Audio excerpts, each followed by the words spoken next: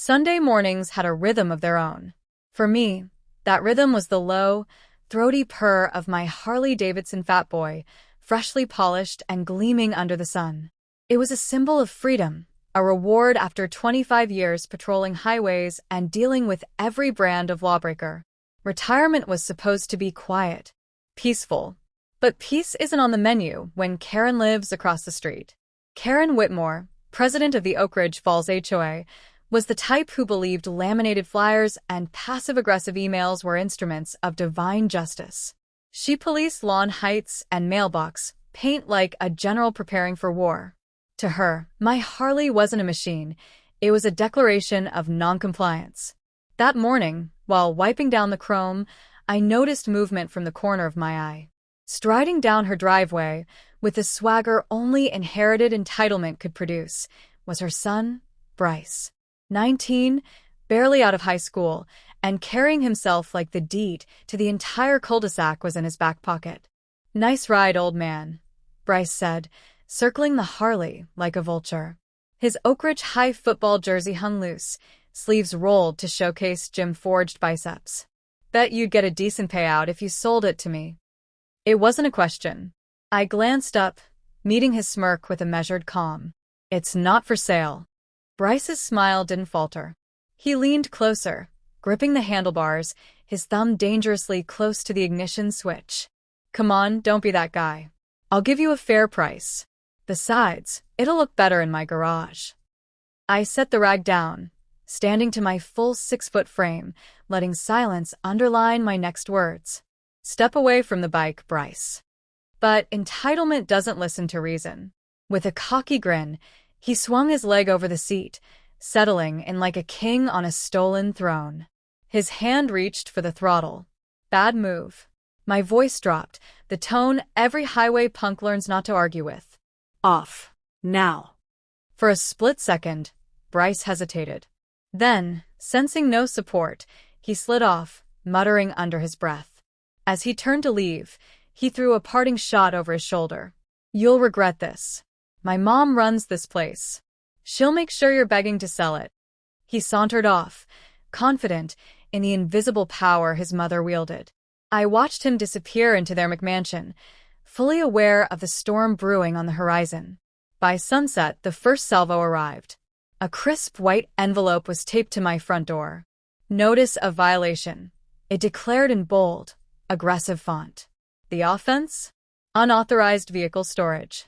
Apparently, parking a motorcycle in my own driveway was now a breach of community aesthetic standards. I chuckled. Karen wasn't wasting time. The next morning, a second notice landed, this time citing mechanical work conducted in public view. Detailing my bike now qualified as maintenance activity, which, according to Karen's revised HOA bylaws, was strictly prohibited. It wasn't about the rules. It was about control. Karen's version of Oak Ridge Falls was a sanitized, uniform dollhouse where personal expression was a threat. And my Harley, with its unapologetic roar, didn't fit her porcelain vision. That evening, as I sipped coffee on my porch, Karen herself marched up the pathway, clipboard in hand, sunglasses perched on her perfectly sculpted nose. She radiated HOA authority. "Mr. Walker," she began, as if addressing a courtroom, "this neighborhood has standards. Your motorcycle violates multiple aesthetic codes, not to mention the disruptive noise complaints we've received."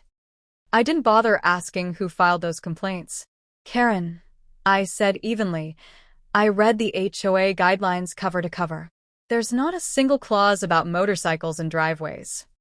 She smiled, the kind of smile that doesn't reach the eyes. "Then perhaps you should attend the emergency board meeting tomorrow. We'll clarify those standards. Officially." It wasn't a suggestion. As she turned to leave, Bryce appeared behind her, arms crossed, wearing that same infuriating smirk. It wasn't about a motorcycle anymore. This was a power play. They wanted to make an example out of me. But what Karen didn't realize was that I hadn't spent 25 years navigating highway politics and courtroom testimonies to be blindsided by an HOA dictator. As the sun dipped below the suburban rooftops, I knew one thing for certain. This wasn't over. Not by a long shot. The Oak Ridge Falls Community Center looked more like a courtroom that evening than a venue for block parties. Rows of plastic chairs faced a long table where Karen and her hand-picked board members perched, clipboards and smug expressions at the ready. The emergency HOA meeting was clearly staged as a public trial, with me in the role of defendant. I took a seat in the second row, arms crossed, watching Karen orchestrate the proceedings like a maestro of pettiness. Her opening remarks weren't subtle. Tonight's agenda, she announced, eyes scanning the gathered neighbors, concerns property value preservation and adherence to aesthetic standards. Certain recent violations have raised community concerns. Her gaze landed on me, the subtext louder than the microphone. The neighbors shifted uncomfortably. They weren't here for a circus, but Karen's grip on the HOA had been ironclad for years. Few dared challenge her. Mr. Walker, Karen continued, your persistent display of a motorcycle in plain view is in direct violation of our neighborhood guidelines. Furthermore, conducting mechanical activities in your driveway is disruptive and unsightly. I stood, calm and deliberate. Karen, those guidelines you keep referring to? They don't mention motorcycles. Not once. You're inventing violations. A ripple of murmurs swept the room. Some neighbors glanced at each other, doubt creeping in. Karen's smile stiffened. The board reserves the right to interpret community standards in the interest of property values. Bryce lounged against the back wall, arms folded, that infuriating grin plastered on his face. He was enjoying the show, certain his mother would bulldoze through any opposition. But I had come prepared. From my jacket, I pulled a copy of the HOA bylaws, highlighted and tabbed. Section 3, Article 4. I read aloud. Driveway use for personal vehicles, including motorcycles, is permitted, provided they are operable and registered. Care to explain how my Harley violates that? Karen's facade cracked. Just for a moment. She leaned into the microphone, voice sharper now. The board finds that motorcycles compromise the aesthetic harmony of Oak Ridge Falls. A personal opinion, I said, not a bylaw. The murmurs grew louder. A few neighbors, emboldened, nodded in agreement. Karen's control was slipping, and she knew it. That's when she made her next move, the escalation. If the board's warnings continue to be ignored, Karen announced, we will escalate this matter to legal enforcement. We expect full compliance. Bryce pushed off the wall, sauntering down the aisle toward me. You should listen, old man. Things get ugly when people don't follow rules around here. The room tensed. This wasn't a debate anymore. It was a challenge. I met Bryce's glare without flinching. You tried to steal my bike, Bryce. Twice. I have the footage. Maybe the cops would like to see who's breaking rules. Karen's composure shattered. That's a lie. My son was caught on my security camera. Would you like me to play it for everyone? A beat of silence. Karen's eyes darted around, seeking support, but the board members were now visibly uneasy. They had signed up for HOA power, not lawsuits. Karen's lips curled into a thin smile. Mr. Walker, you're clearly confrontational. I believe law enforcement should mediate this matter. We'll be involving them shortly. It was a thinly veiled threat, but it played right into my hands. I smiled. Please do. In fact, I'll be on a video call with the state attorney's office this Friday. You're welcome to bring your concerns directly to them. Karen's face paled. She hadn't expected resistance, let alone higher-level connections. Bryce's bravado faltered, his smirk twitching as the room buzzed with whispers. The meeting adjourned in chaos. Karen tried to regain control, but the spell had broken. Neighbors approached me afterward, quietly expressing their frustration with her reign. Years of pent-up resentment were bubbling up, and my confrontation had cracked the dam. But I knew Karen. She wasn't going to retreat. She'd double down. And that's exactly what she did. 2 days later, as I was setting up for the call with the state attorney, a patrol car pulled into my driveway. Karen stood on the sidewalk, phone in hand, triumphant, as if she'd summoned the cavalry. The officer approached, glancing back at Karen with a tired expression. Sir, we received a report about an alleged assault involving you and a minor in this residence. I didn't need to guess. Bryce had made his move. But what Karen didn't know was that my phone was already live. The state attorney's face filled the screen, watching everything unfold in real time. Karen had just played her final card, and she had no idea the game had already shifted. The officer standing in my driveway looked uncomfortable. He shifted from one foot to the other, clipboard in hand, while Karen loomed behind him like a vulture circling roadkill. Bryce leaned against their mailbox, arms crossed, wearing a grin that screamed, "Gotcha." "Sir," the officer began, "we've received a complaint alleging that you physically assaulted a minor during a property dispute. The complainant insists we investigate immediately." I raised an eyebrow. "A minor?" I repeated, loud enough for Karen to hear. "Officer, Bryce is 19. The officer glanced at his paperwork, brow furrowing. "That's not what the report says." "Of course it isn't," I said, gesturing toward my phone. "You might want to hear this." The phone was still connected to the state attorney's office, the live video call now displayed on a small stand by my porch. Assistant State Attorney William Rhodes, a man known for his intolerance of HOA overreach, sat watching, his expression unreadable. But his eyes narrowed the moment Karen came into view. "Good afternoon, officers," Rhodes said, his voice cutting through the suburban air. The patrolman blinked, caught off guard by the unexpected guest star. "Who is that?" Karen demanded, stepping forward, all bravado. "This is Assistant State Attorney Rhodes," I said evenly.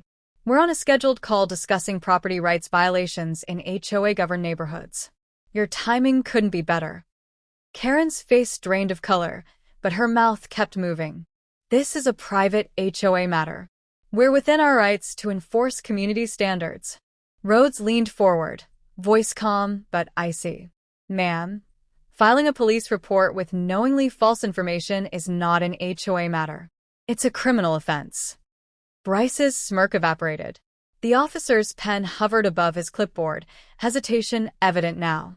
"Ma'am," he said carefully, "did you inform dispatch that the alleged victim was a minor?"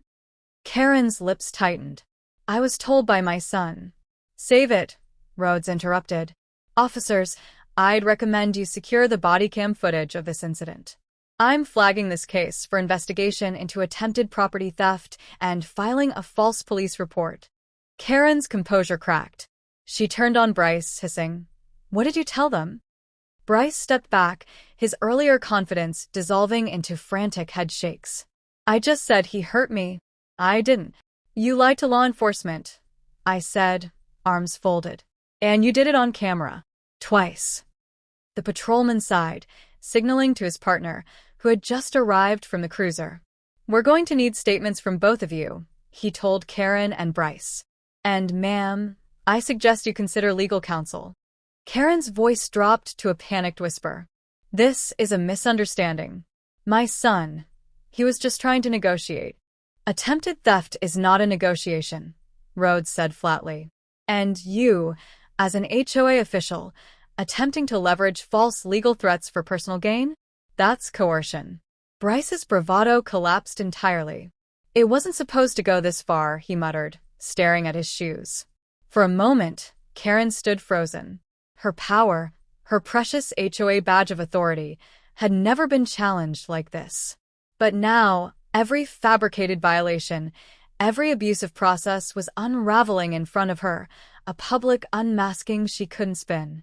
I turned to the officers. "You'll find 2 incidents recorded on my security cameras.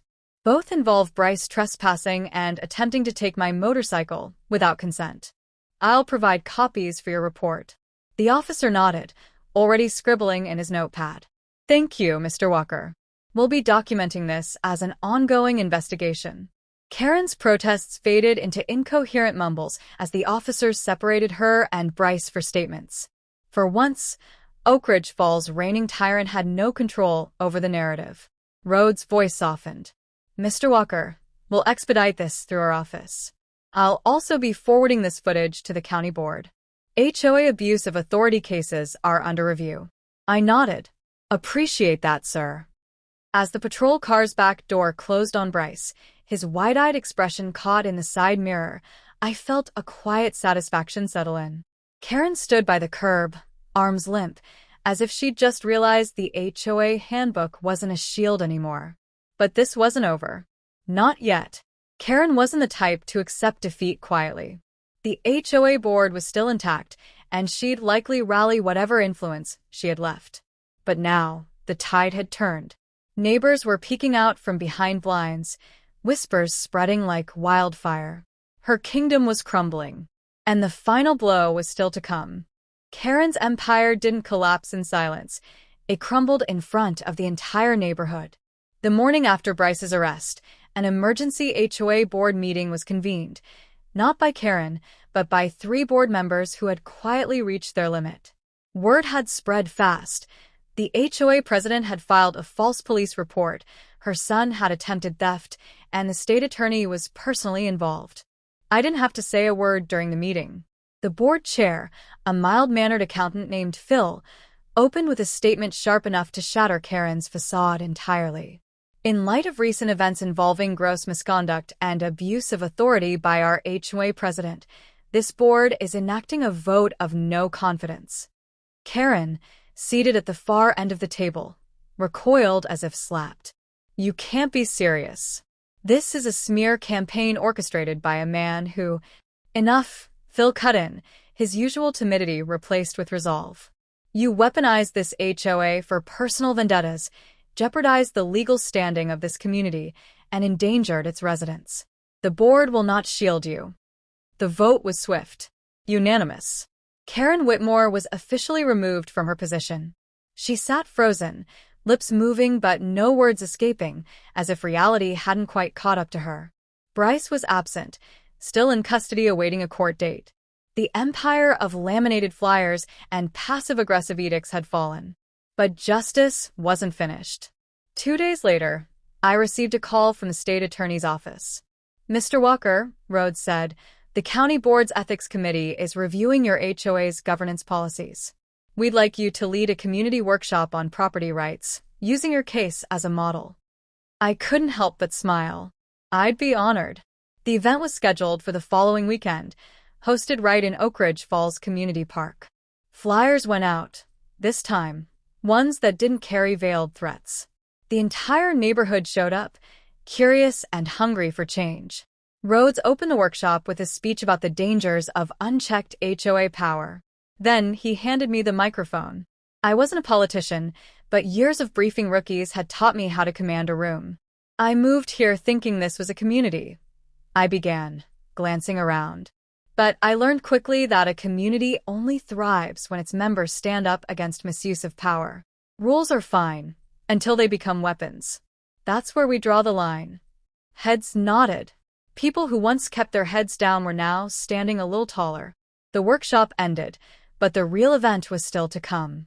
A week later, Oak Ridge Falls held its first Freedom Parade, a celebration of community unity, suggested by Phil as a way to heal the neighborhood's fractured spirit.